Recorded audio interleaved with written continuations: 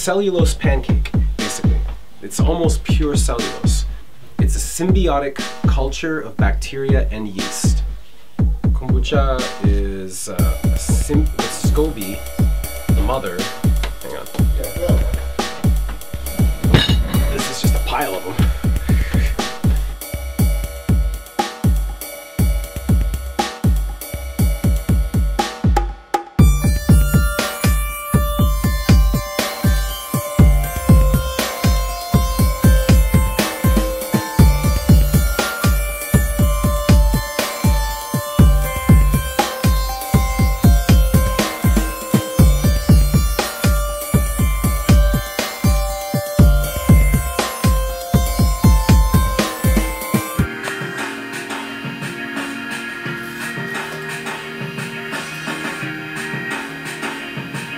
Very sweet. This is last resort kind of thing. When someone wants a keg really fast, I have to force carbonate it, which is what I'm doing right now. So they call me the keg whisperer. Blup, blup, blup, blup, blup, blup, blup. Just gets extra carbon dioxide into it as well. Get it ready for service. My name is Spiro Theofilatos. I am the founder and brewmaster of Beyond Kombucha. I'm a native Astoria, New Yorker, and it's where we are. Oh, now it's really obscure. It's one of those hard to find guys. We'd show up at a party and like people would be like, "Who the f?" Before Beyond Kombucha, I was the director of waste cooking oil collections for Tri-State Biodiesel. I helped build New York City's first waste cooking oil, restaurant waste cooking oil to biodiesel collection service. We started with 150 restaurants and wound up with 3,000 after 2.5 years, including Grand Central Station, the entire food court there, the Silverstein buildings at the World Trade Center. Where my crown jewel in that experience was Yankee Stadium. The World Series 2009 victory year, every drop of waste cooking oil they made was turned into biodiesel on my watch. And that was my goal, and I just said, okay, I gotta move on to something else.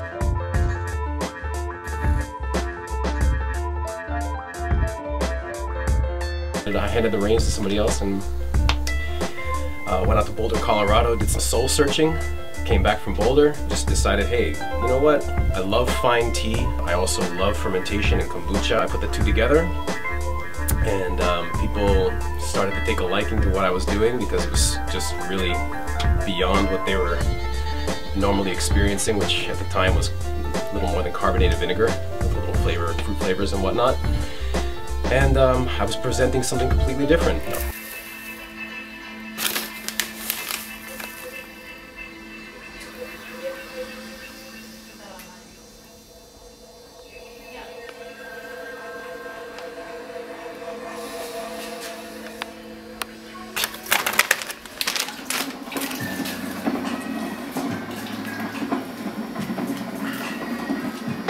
We use this as salad dressing, vinegar, basically. It's beautiful though. Look at the quality of the SCOBY, it's amazing.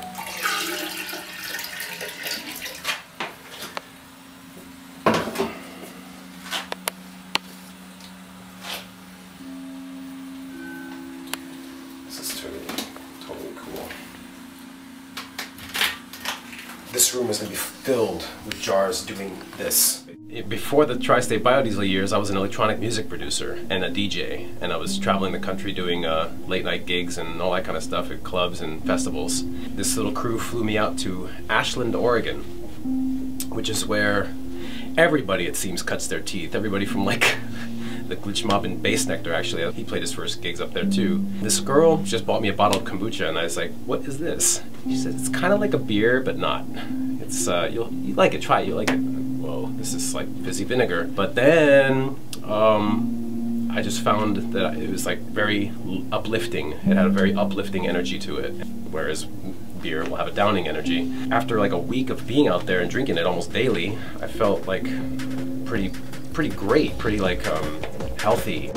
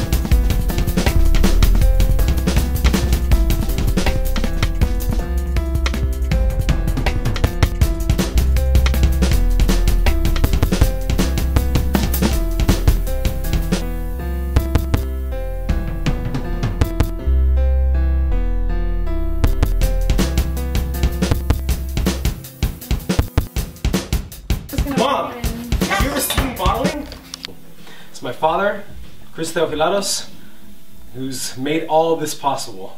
Very proud to introduce him, and he enjoys what I make too, which is really gratifying. Very nice. Okay.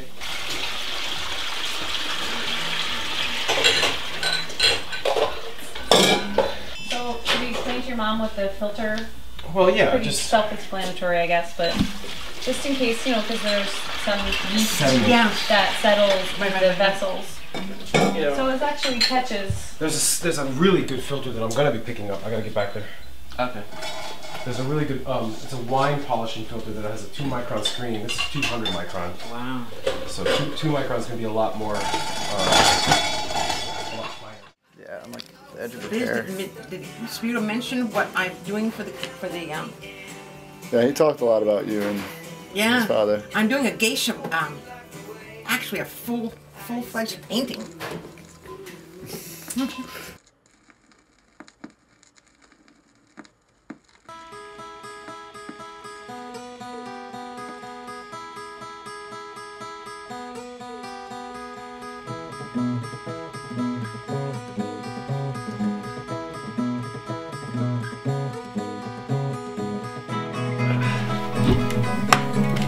This is how I get my honey. That's my honey.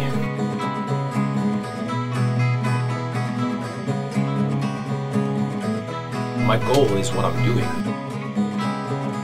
And there's a whole lot of people in my community that could really use work.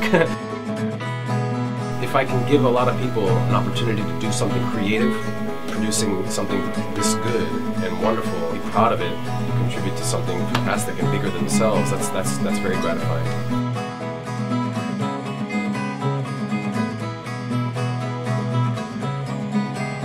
The fact that I can ferment with honey now is fantastic.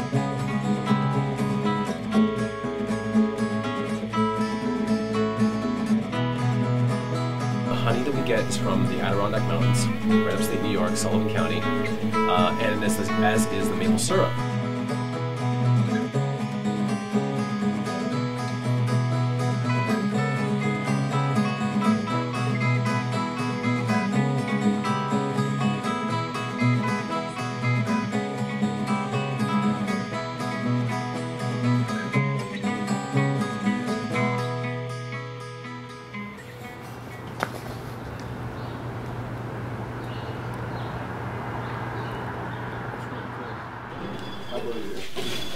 I don't. What? I wasn't even listening. Okay, February 8th. I just ordered one from the internet and they reproduce. I mean, it's the fastest growing culture. I mean, it grows so quickly. Like literally in 9 days, you can have another half-inch layer in whatever vessel you grow it in.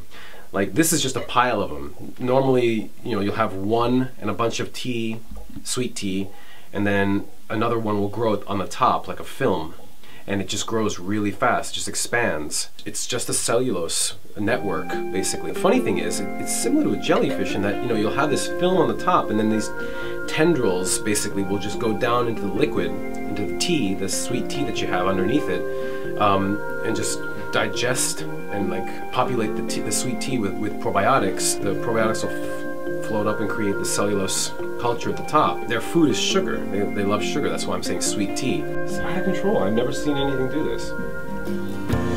It's a strong ferment too.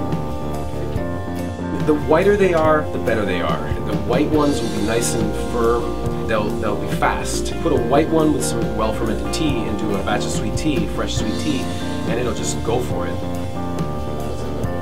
Mala. Probably the best mala I've ever made too. Maple, M-A, vanilla, V-A. It's by far, actually this is 1 week older than this.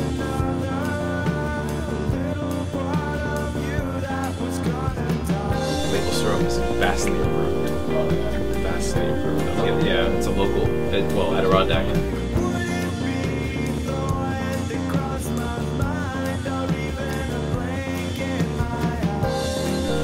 Older one, like a browner one that's like fermented a few batches at this point, it's a little slower.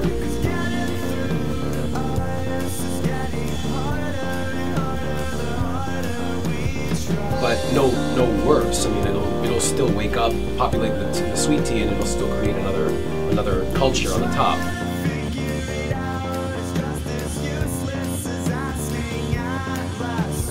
Once I have refrigeration for these things, once I'm able to cool them to 30 degrees, 32 degrees, like the yeast will just fall, it'll be crystal clear. Soon to be massive fermentation room, we could probably do somewhere in excess of 3,000 cases a week in here. It's really resilient. I mean, it's really old and very simple. You see, the simpler an organism is, the more resilient it is, and it stands up to evolution better. It's fascinating. But this is like, we're talking 2,500 years. Love Potion would be great in bars. Mavaroka is actually a production possibility at this point. Mavaroka is going to be, it's at the Kickshaw, it will be a cafe bar, it will expand gradually. We're going to be putting it in 16-ounce flip-top bottles. The bottle's kind of collectible. I mean, it's, you buy it just with a bottle and then have this incredible beverage inside and be like, wow, that's cool. By virtue of our Union Beer distributorship at this point, we're going to be everywhere. All through New York City. I think our primary target are the bigger markets like the Whole Foods, the Gourmet Garage, Dean and DeLuca, Fairway. But anywhere that's going to have craft brewed beers, micro-crafted beers that you know the store's got that stuff, you will find Beyond Kombucha. Try it. You won't be disappointed.